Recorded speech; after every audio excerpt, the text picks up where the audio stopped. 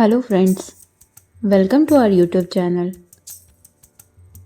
ज्ञान सागर बाय प्रिया झा में आप सभी का बहुत बहुत स्वागत है। आज हम विष्णु भगवान की कथाओं के बारे में जानेंगे। क्या आप बद्रीनाथ की कहानी जानते हैं? यह वो जगह है जहाँ शिव और पार्वती रहते थे। यह उनका घर था। एक दिन नारायण यानी विष्णु के पास नारद गए और बोले, आप मानवता के लिए एक खराब मिसाल हैं। आप हर समय शेषनाग के ऊपर लेटे रहते हैं। आपकी पत्नी लक्ष्मी हमेशा आपकी सेवा में लगी रहती है और आपको लाड करती रहती है। इस ग्रह के अन्य प्राणियों के लिए आप अच्छी मिसाल नहीं बन पा रहे हैं। आपको सृष्टि के सभी जीवों के लिए कुछ अर्थपूर्ण कार्य करना चाहिए। इस आलोचना से बचने और साथ ही अपने उत्थान के लिए भगवान को भी ऐसा करना पड़ता है। विष्णु तप और साधना के लिए सही स्थान की तलाश में नीचे हिमालय तक आए। वहां उन्हें मिला बद्रीनाथ, एक अच्छा सा छोटा सा घर जहां सब कुछ वैसा ही था जैसा उन्होंने सोचा था। साधना के लिए सबसे आदर्श जगह यही लगे। वह उस घर के अंदर गए। घुसते ही उन्हें पता चल गया कि यह तो शिव का निवास है और वह तो बड़े खतरनाक व्यक्ति है।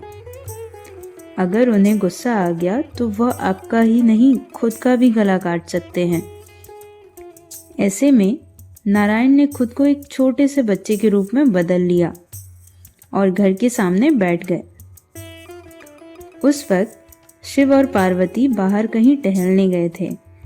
जब वे घर वापस लौटे तो उन्होंने देखा कि एक छोटा सा बच्चा जोर जोर से रो रहा है। पार्वती को दया आ गई। उन्होंने बच्चे को उठाने की कोशिश की, परंतु शिव ने पार्वती को रोकते हुए कहा, इस बच्चे को मत छूना।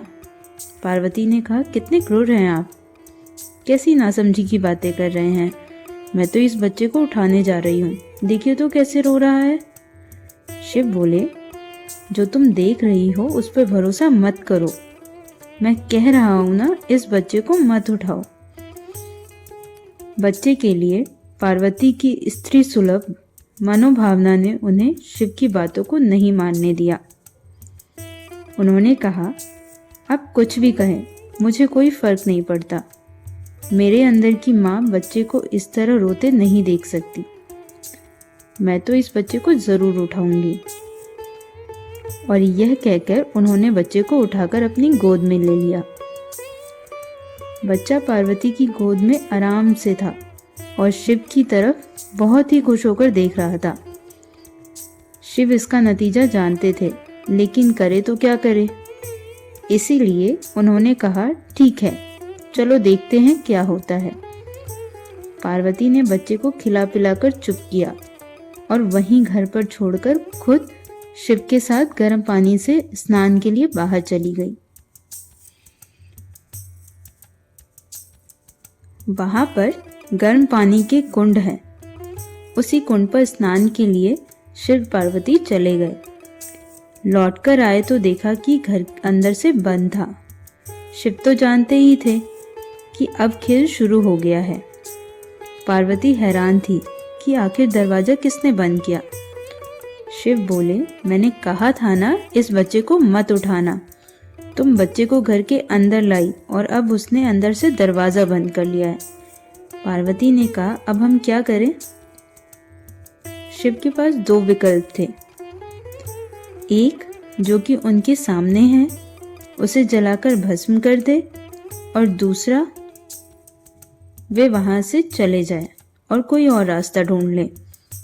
उन्होंने कहा, चलो कहीं और चलते हैं, क्योंकि यह तो हमारा प्यारा बच्चा है, इसलिए मैं इसे छू भी नहीं सकता। मैं अब कुछ नहीं कर सकता, चलो कहीं और चलते हैं। इस तरह शिव और पार्वती को अवैध तरीके से वहां से निष्कासित कर दिया गया। वे दूसरी जगह तलाश करने के लिए पैदल ही निकल पड़े। दरअसल बद्रीनाथ और केदारनाथ के बीच एक चोटी से दूसरी चोटी के बीच सिर्फ 10 किलोमीटर की दूरी है। आखिर में वह केदार में बस गए और इस तरह शिव ने अपना खुद घर खो दिया। आप पूछ सकते हैं कि क्या वह इस बात को जानते थे? आप कई बातों को जानते हैं, लेकिन फिर भी आप उन बातों को अनदेखा कर उन्हें होने देते हैं। अब हम दूसरी कहानी के बारे में जानेंगे। विष्णु भगवान की कहानी, जब विष्णु ने शिव को मुश्किल से बाहर निकाला। यौगिक कथाओं में ऐसी कई कहानियां हैं जिनमें बताया गया है कि शिव की करुणा कोई भेदभाव नहीं करती और वे किसी भी इच्छा पर बच्चों की तरह भोलापन दिखाते हैं। एक बार गजेंद्र नामक एक असुर था। गजेंद्र ने बहुत तप किया और शिव से यह वरदान पाया कि जब भी उन्हें पुकारेगा शिव को आना होगा। त्रिलोकों के सदा शरारती ऋषि नारद ने देखा कि गजेंद्र हर छोटी छोटी बात के लिए शिव को पुकार लेता था, तो उन्होंने गजेंद्र के साथ एक चाल चली। उन्होंने गजेंद्र से कहा, तुम शिव को बार बार क्यों बुलाते हो? वह तुम्हारी हर पुकार पर आ जाते हैं। क्यों नहीं तुम उनसे कहते कि वह तुम्हारे अंदर आ जाए और वहीं रहे, जिससे वो हमेशा तुम्हारे अंदर होंगे। गजेंद्र को यह बात अच्छी लगी और फिर उसने शिव की पूजा की। जब शिव उसके सामने प्रकट हुए तो वह बोला, आपको मेरे अंदर रहना होगा, आप कहीं मत जाइए। शिव अपने भोलेपन में एक लिंग के रूप में गजेंद्र में प्रवेश कर गए और वहां रहने लगे। फिर जैसे जैसे समय बीता, पूरा ब्रह्मांड शिव की कमी महसूस करने लगा। कोई नहीं जानता था कि वह कहाँ है। सभी देव और गण शिव को खोजने लगे। काफी खोजने के बाद जब कोई यह पता नहीं लगा पाया कि वह कहाँ है, तो वे हर ढूंढने के लिए विष्णु के पास गए। विष्णु ने स्थिति देखी और कहा, वह गजेंद्र के अंदर है। फिर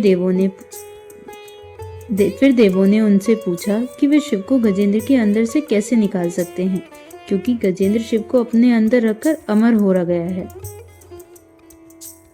हमेशा की तरह विष्णु सही चाल लेकर आए। देवगण शिव भक्तों का रूप धरकर गजेंद्र के राज्य में आए और बहुत भक्ति के साथ शिव का स्तुति गान करने लगे।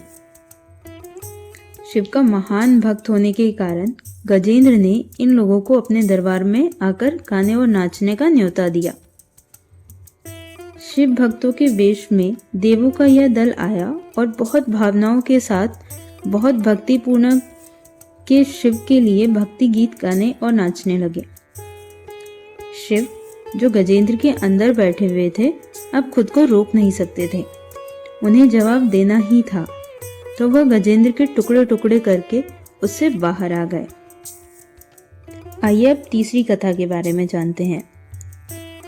विष्णु की शिव भक्ति। शिव की पूजा देवता और राक्षस, देव और असुर, श्रेष्ठ और अधम दोनों करते हैं। वो हर किसी के लिए महादेव है।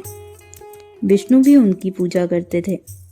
विष्णु की शिव भक्ति को बताने के वाली एक बहुत सुंदर कहानी है।